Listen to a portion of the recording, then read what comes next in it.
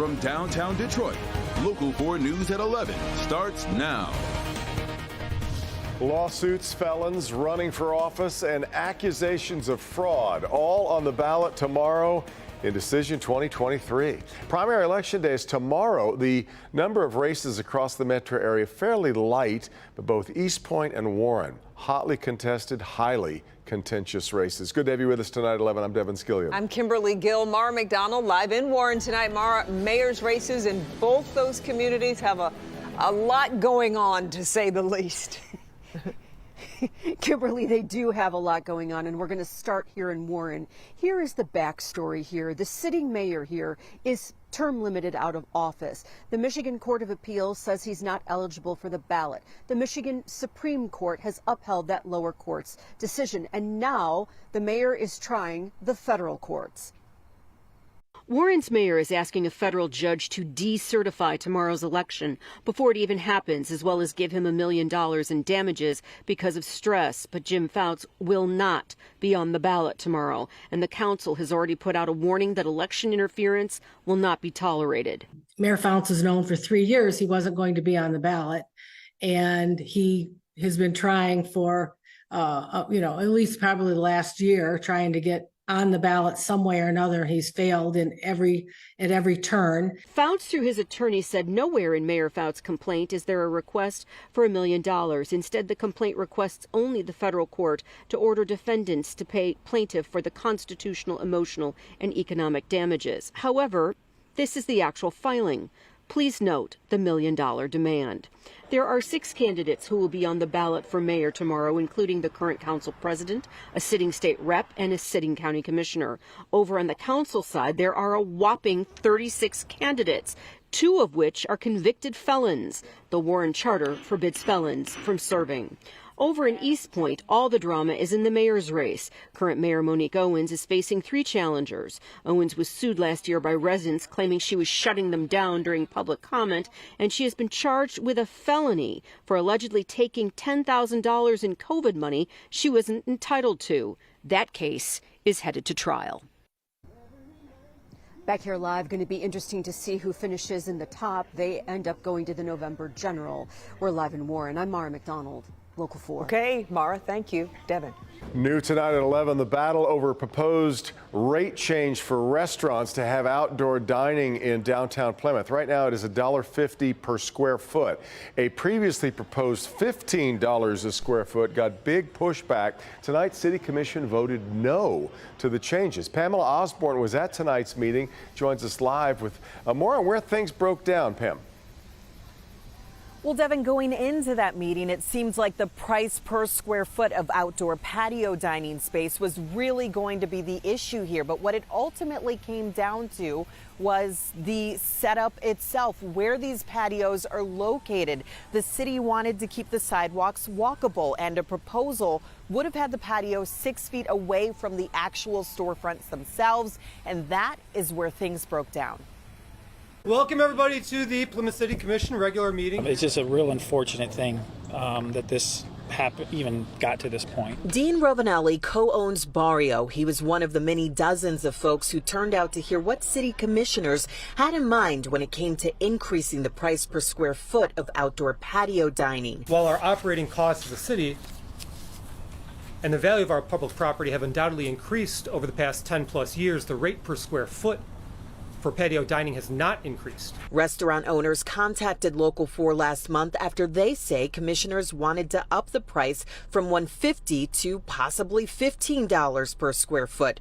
There was no mention of that figure Monday night. Instead, Mayor Nick Moraz offered up this proposal, $2 per square foot with a 6-foot clearance for all streets. That 6-foot clearance requiring businesses to move patios away from storefronts presented other issues. I would absolutely not be in favor of that. In the end, Mo, would you mind doing a roll call vote, please? Everyone except the mayor voted against the proposal. In the end, we're back at square one, and we'll see what they come up with next time. Christine Champness thinks tonight's discussion was fair and feels some progress was made, even though a decision wasn't. Plymouth is extremely walkable, and if we don't preserve the patio dining, the exterior dining.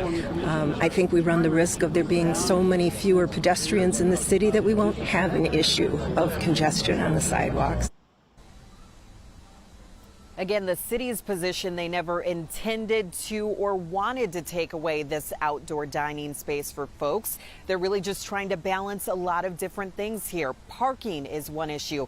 A lot of these setups have taken away from parking space here in the city of Plymouth. So that's one thing they're looking at. And then, of course, the maneuverability of the sidewalk as well. So a lot to consider, and we'll see if this comes up again. For now, reporting live in Plymouth, I'm Pamela Osborne.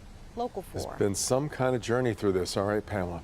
A not guilty plea for the man accused of kidnapping and killing 2-year-old Winter Cole Smith.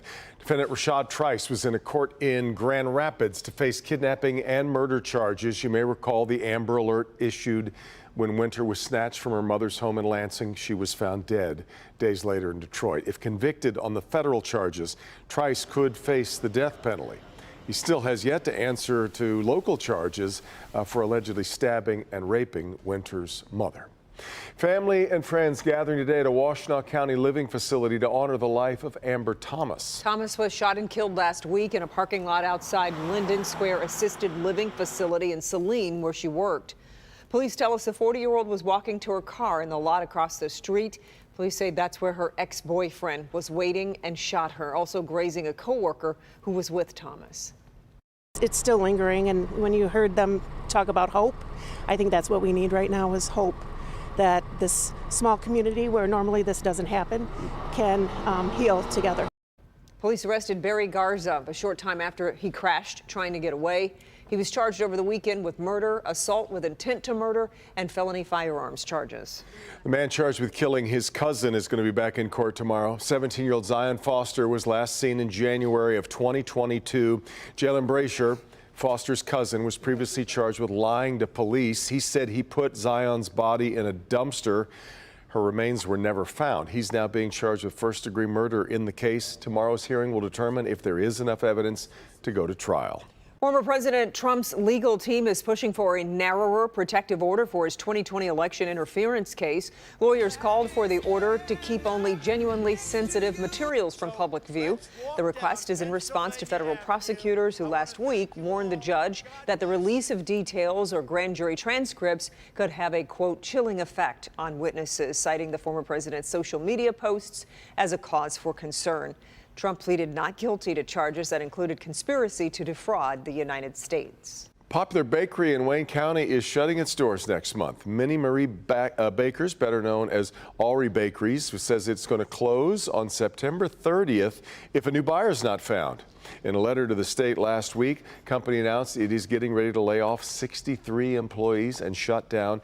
Minnie Marie Bakers bought Alry back in 2013. At the time, it was one of the largest privately owned bakeries in the country. The world's best golfers will return to Detroit in the year 2024. The 6th edition of the Rocket Mortgage Classic will take place from June 25th through June 30th at the Detroit Golf Club. The golf tournament will take place 2 weeks after the U.S. Open and 3 weeks before the Open Championship. Ricky Fowler, of course, took the top spot at this year's event. All right, no winner in Friday night's Mega Millions jackpot means someone still has the chance to become a billionaire. Jackpot now sits at $1.5 billion. Cash option, $757.2 million, making it the third largest jackpot ever in the U.S. Odds of winning it right now sit at 303 million to 1. But tomorrow night we will air the big drawing live on Local 4 News at 11 right off the top of the broadcast. So if you've got tickets, you'll want to be watching.